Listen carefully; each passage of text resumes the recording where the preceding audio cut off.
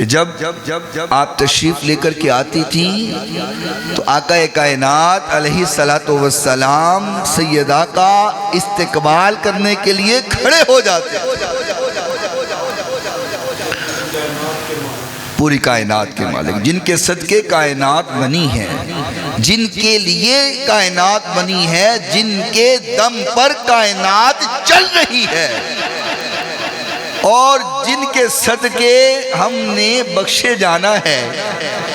जिनके सदके हमने जन्नत में जाना है, वो हुजूर सैयदा पाक के आने पर इस्तकबाल में खड़े हो रहे हैं। वो महबूब जिसको अल्लाह के महबूब पैगंबर, मैंने कायनात को बनाया तेरे लिए है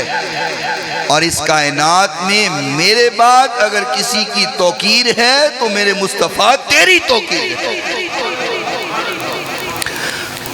तो मैं सर जी ने ये थोड़ा सा नुक्ता